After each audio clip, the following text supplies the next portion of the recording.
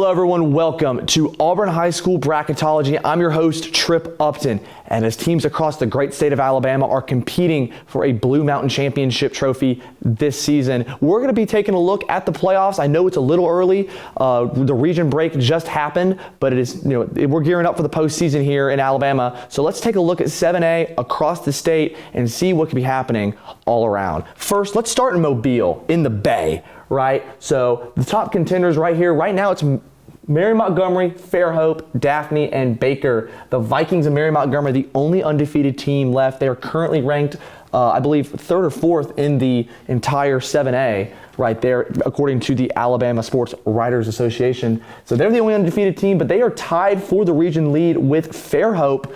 They're both undefeated in region, but Fairhope does have a loss out of region. Meanwhile, Daphne and Baker tied at 2-1, filling out the 3 and the 4 seeds right there. Davidson, Foley on the outside looking in, and then Robertsdale and Alma Bryant out. So what do you look for when you're trying to clinch in the playoffs?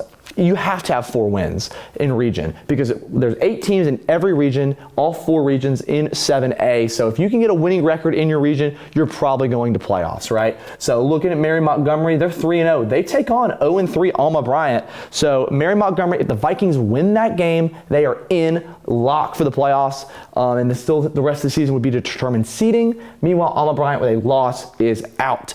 Same thing with Foley and Fairhope. Fairhope with a win clinches the playoffs and they would be in. Meanwhile, Foley, they're not out with a loss, but they would need to win out if they lose, because they'd be had to head to Baker, they'd play Davidson at home, and they'd get Alma Bryant. But those are 3 teams, especially with Baker in the field right now, that could be tough for Foley to try and do and get in. Lastly, another matchup from Region 1 I would look at for this week is Davidson v. Daphne. These are 2 teams kind of on the bubble. Daphne, if they win, they're 1 win away from clinching the playoffs, and it's very easy for them to do so. Meanwhile, on the flip side, Davidson has to pretty much run a little bit of a gauntlet here. If they lose, they have Mary Montgomery, they have Foley, they have Robertsdale. I know they're over 2 of those teams, but the Mary Montgomery, I don't know if they're going to be able to knock off the Vikings, and so that could be tough for Davidson to get in right here. Let's try and take a look here at kind of what's going on the rest of the season for that region. So this is Mary Montgomery's schedule. They have it pretty easy right now with Alma Bryant. They still have Fairhope. That's probably going to be the region championship game on October 10th, next Friday. It's at Fairhope, so it'd be really interesting to see kind of what they do with that. Then Baker and Davidson for that one. Daphne and Baker, I want to take a look over at, down at Daphne, the Trojans. They have a really easy end of the schedule. Yes, they do have to take on Fairhope, even though it's on the road, but they could potentially jump up in seeding with wins. They have Davidson, they have Alma Bryant, and Robertsdale. I think they go 3-1 to close out the season, and I have them projected even higher than just the right now 3rd seed. I think they could jump Fairhope. Meanwhile, for the Pirates from Fairhope, Alabama, right on the bay there, yeah, they have Foley, but they still have to play Mary Montgomery. They still have to play Daphne and Baker. They could drop, even though they are undefeated in region. That's because they only had to play Robertsdale, Davidson, and Bryant, who are some of the not the best teams in the region right there. So they're going to be looking at a tougher end of the schedule. So Fairhope, I don't think they're going to be competing for the region championship, especially if they lose these last 3 games. So next, let's jump over to Region 2, and that is the all-important region this weekend for the Auburn Tigers, who currently lead in the region, undefeated. One of the 3 teams that is undefeated, tied with Central, Phoenix City, and Carver, Montgomery. Meanwhile, Opelika rounding out the 4 spot right now. Their only loss is to the top-ranked Auburn. Dothan High School on the outside looking in as well. Meanwhile, Enterprise, Jag, and the Smith Station Panthers, they are facing elimination this week in that one. Some key matchups. This is effectively a region championship game. Auburn Central in Duck Sanford Stadium on Friday. That's going to be a big matchup for both of these teams. Last season, Auburn went on the road and beat the Red Devils in Phoenix City. Central looking to return the favor after they lost to IMG last week. Meanwhile, Carver taking on Enterprise. Enterprise is out with a loss. Carver is in with a win. And Carver's still having to play a lot of the top contenders in Region 2. Meanwhile, we also have Dothan Opelika. Dothan needs to win this game if they want to stay in the playoffs, but even though they do have it easier into the schedule, they have to play Jag still. They have to play Smith Station. But on the road in Opelika, if they lose that game, they have to then beat Auburn at home to get in the playoffs potentially as a 4 seed, and that could involve tiebreakers. So the Dothan Wolves would need to win today. Meanwhile, Opelika, if they want to win, they still have Central. They still have Carver left. They have 2 of the top 3 contenders in Region 2. So a win here would be very big for Opelika. So let's take a look at what's going on the rest of the season in Region 2.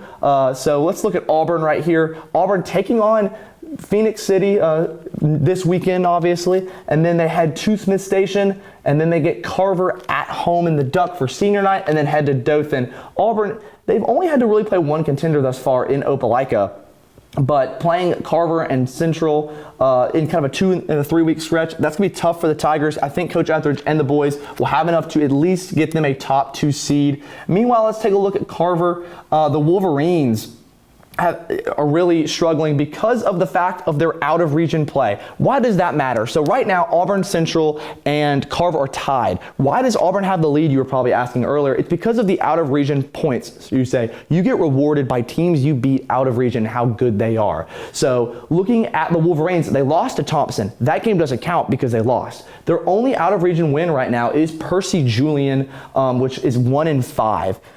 So that is not what Carver's going to want if it comes down to that tiebreaker in a 3-way tie. They also would play Saraland at the end of the season, but I don't know if they're going to go on the road to Saraland and win that game against the undefeated Saraland. So Carver, they get to play at Enterprise. Enterprise needing to win that game, but I mean maybe on the road. Then they get Central, Phoenix City in the Crampton Bowl, and then have to head to Auburn and Opelika. I think that even though they are tied for first place right now, I think Carver could drop all the way down to the 4 seed when we look at the standings. Let's look over now at Central. They also have to run a gauntlet to end the season. They have Auburn. They have to go to Carver, and they play Opelika at home. If they want to win the region, they've got to win 2 out of those 3 games, and probably one of those would have to be Auburn if they want to have that. Right now, I would have them probably at the 1 seed. We'll see what happens this Friday. Again, it is a coin flip game. You see right here on our Massey ratings index, 54% in favor of Central. And then they end the season with Jag, who again is playing Smith Station. Loser completely eliminated from the playoffs right here. I don't know if either of those teams, neither the Jaguars nor the Panthers in that cat fight, are going to be contending for the playoffs right here. And now let's go over to Region 3. Auburn fans, you need to pay attention to what's going on in Region 3 in Alabama, because this is who this Auburn team would play in the first round based on the region matchups in 7A. So right now, leading the pack right now is Hewitt-Trussville, undefeated, ranked the number 1 team in the state of Alabama and on our Massey ratings index. They defeated Pinson Valley last week, but now they have to play Thompson, and that's going to be a massive game. Thompson, meanwhile, they lost to Clay Chartville on the road last week, but they have a chance. Even though they're both tied, the winner gets sole possession of first place.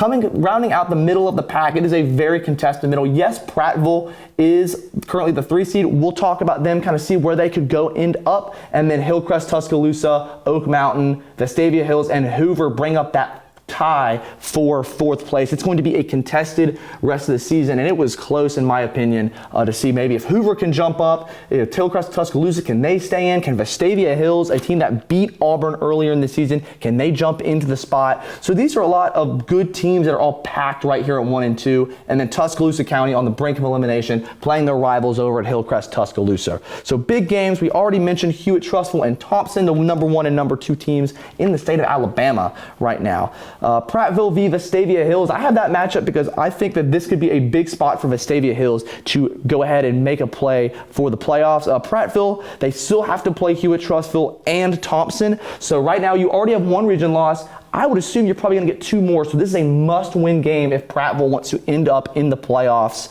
Meanwhile, for Vestavia Hills, their only 2 losses are to Hewitt-Trussville and Thompson, so they're going to play a lot of these contenders like Hoover and Oak Mountain in the next coming weeks to try to determine if they can play for that 4 seed. Meanwhile, Oak Mountain v. Hoover, loser must win out, because those are 2 teams at 2 losses. If they get to a 3rd loss, you got to win out if you want even a shot at making the playoffs. Hoover still has Thompson Thompson left on the schedule, and Oak Mountain has Vestavia Hills, Hewitt-Trussville, and Hillcrest Tuscaloosa. So let's look at kind of, again, what I mentioned earlier, the schedule for part of the rest of the season. So we're looking at the Thompson Warriors right now. Yes, they play Hewitt-Trussville, but Hillcrest, Tuscaloosa, Hoover, and Prattville, I think they're going to be able to win those games. I honestly like them over even on the road at Hewitt-Trussville. I think that they can win that one right there on the road. Let's take a look at Prattville, the team I mentioned earlier with their schedule, which it is not looking favorable for the Lions right here. So you have to go on the road at Vestavia Hills. They're only giving the team only a 3% chance to win. So very tough look for Prattville. And then you have to play Hewitt-Trussville and Thompson. Both, yes, at home, but that could be struggle games. Even though you end with at Jag for your out-of-region closer. But versus Hillcrest Tuscaloosa is not an easy game either. I have Prattville falling all the way out of the playoffs, even though they're at the 3 seed right now. And finally, I want to look at the Hoover Pirates, or Hoover Buccaneers rather, a team that is always in the mix. And even though they've had a down year, they've lost to Hillcrest Tuscaloosa, which is a massive loss for tiebreaker standings, because the team, if you beat a team, if you're tied to the record, you get the head-to-head advantage. You have to still play Thompson. Yes, you get Tuscaloosa County and Oak Mountain. I don't even think Oak Mountain has beaten Hoover in the history of their program. But then you end at Vestavia Hills. That game could be a play-in game for both of those teams when it comes down to it. Finally, we're going to head up to Huntsville for this last part of the breakdown of the schedules, and then we're going to look at the bracket itself. Austin leading the charge here, only undefeated team in region play. And big thing for Austin is that they actually own some tiebreakers over some of the teams behind them. Austin owning the tiebreaker over Sparkman and Florence. So those are 2 out of the 4 teams tied at number 2. They own the tiebreaker over, and they play Huntsville this weekend. Austin will be in with a win as well versus Huntsville. Next up, we also have Bob Jones, Florence, James Clemens, and Sparkman all tied at 2-1. Again, that tiebreaker goes to the all-important stat of out-of-region play and the wins and how quality those opponents were. James Clemens and Florence play each other this weekend. That could be a game that could take care of itself, and it's a potential play-in game depending on what happens down the stretch. Winner stays in the field. Florence has already played Austin, as I mentioned, and Florence actually owns the out-of-region tiebreak over James Clemens, as you see here. Next up, Bob Jones and Sparkman, the number 2 and number 5 team based on the current region standings. Winner stays in the field once again at 2-1, so that's big for them. Albertville is out with a loss, but they actually get the weekend off, getting to relax down in Albertville. And then Grissom is the only team currently in the 7A state of Alabama that has been eliminated. They've already played 4 region games. They've lost 4, only lost by 2 last weekend to Albertville to eliminate them. So let's go look at what the rest of the schedule looks like for some of these teams. First up, Austin. As we like to say, fake Auburn, because they are the Orange A. The Black Bears have a pretty manageable schedule. They are favored in all of their games except Muscle Shoals, which is an out-of-region contest. They play at Grissom, they play Clemens, they play Bob Jones, and at Huntsville this weekend. Let's look at some of these teams kind of tied at there. Well, first we'll look at Bob Jones. Bob Jones, a pretty manageable end of the season. They get Sparkman, they get Huntsville, they get Albertville, but they have to go to Austin, so that could be a very tough game for the Bob Jones Patriots. Then we also want to look down. They've already lost to Florence, though, so if it comes down to it, Florence could jump Bob Jones in a potential tie because of that head-to-head matchup, a 24-6 drubbing by Florence. And let's go take a look at the Falcons right here. They do get Oxford at the end of the season, but that's out of region play, so it doesn't necessarily matter. So Clemens, they get Grissom, they get Huntsville, they get Sparkman. Looking like Florence could be a team on the rise, not to make fun of the Falcons in the later season. And finally, James Clemens, another team. They lost to Bob Jones, so they do not own the tiebreaker over Jones. They still have to play Florence. They still have to play Austin. And so that's could potentially 3 region losses. They'll be lucky to sneak into the playoffs right here. So let's go now to the projections of the bracket, the all-important bracket right here. We're going to go extend this up, and we're going to look at it both from what if the season ended today and then my projections. First up, this top region, I have Hewitt right now. Hewitt-Trussville would play Opelika, the 1 seed in region 3 taking on the 4 seed in Region 2. Fairhope would then host Florence that same day. The winner of that matchup would play either Hewitt-Trussville or Opelika. Next up, the number 1 seed in Region 2, the Auburn Tigers currently would play Hillcrest-Tuscaloosa in the first round in the Duck Sanford Stadium. Bob Jones and Daphne are paired with them and the 2 and 3 game. Next up, the top team from Region 4, it's the Austin Black Bears taking on Baker, but they would have a tough matchup in round 2 as the winner of Central and Prattville would be paired with them, which I would have to assume would be the Central Red Devils. Finally, the top team in Region 1, Mary Montgomery, would take on James Clemens in the first round, but they'd have to take on the winner of Thompson and Carver. So a very tough draw from that side of the bracket right there with potentially a Thompson Central matchup in the Final Four. And so let's go over to my predictions, or as I like to call it, Tripptology. We're big on puns here at the AHS Mass Media Network, so obviously there's me. And so first, I think that Thompson is going to win on Friday, and they are going to clinch the region. And I have them playing Carver-Montgomery in the first round. I think Opelika, especially hosting Carver-Montgomery, can win that game, can win that tiebreaker. And Carver looking at 3 tough losses potentially, despite the fact that they're undefeated. So that's why this game against Enterprise is so big, because it could be if they lose, they're out. Next up, Daphne and Bob Jones are at play, but this time they're going to be at the top of the bracket right there, and they'd play the winner of Thompson and Carver. Next, I have Central ending up as the 1 seed, and that's just more of, hey, Central's a good team. They're a good offense. They're averaging almost 50-plus points per play in region play. I have them taking on Hillcrest-Tuscaloosa, the last team to sneak in out of Region 2, jumping Prattville. And they take on the winner between Florence and Baker. Next up, Austin, the top team from Huntsville. They take on Fairhope in the first round. So definitely be interesting to see who'd win between the Black Bears and the Buccaneers. And Auburn sliding in at the 2 seed from Region 2 would actually get a rematch of a blowout loss they had earlier in the season against the Vestavia Hill, a good team, but could the Rebels go on the road to knock off Auburn after winning a big one at home? Auburn's improved a lot. You've seen a lot of good stuff from Case and Myers in this offense and the ever-prevalent defense.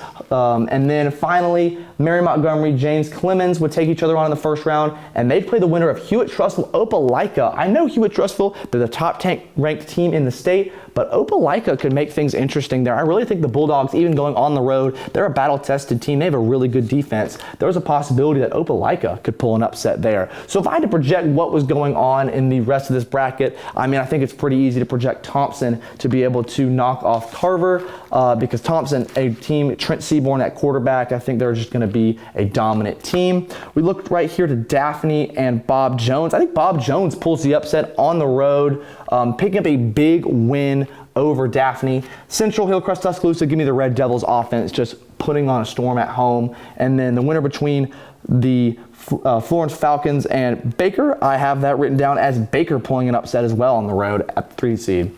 Between Austin and Fairhope, I have Austin winning that one, and I think that's basically because Austin, the Huntsville team, they've proved they can win games, but they're going to run into the Auburn Tigers. I have Auburn avenging their loss against Vestavia Hills, picking up a big win right here.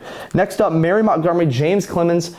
I'm going to take James Clemens in this one. I know it's a 1 seed. I know that would be a crazy upset. However, I think I've been told that the Mobile teams aren't very the best when it comes to state playoffs. James Clemens is going to be a battle-tested team. I think they win that one up north from Huntsville. And then Hewitt-Trussville, Opelika. I really, really, really want to take Opelika, but I'm going to go with my gut and say Hewitt-Trussville wins that one. And I think Hewitt-Trussville and Auburn win their respective games to match up in the Final Four, both 2 seeds, while both 1 seeds, Central and Thompson, meet up in the Final Four and setting up a rematch of the finals from 2022. Auburn taking on Thompson in the state championship game. Thank you guys for watching. It's going to be a great night of football on Friday night with a lot of big matchups, a lot of regions potentially being decided. And once we get all those results, we'll be right back here for Bracketology here and talking about what's going to be going on the next couple weeks in the state of Alabama. Thank you so much.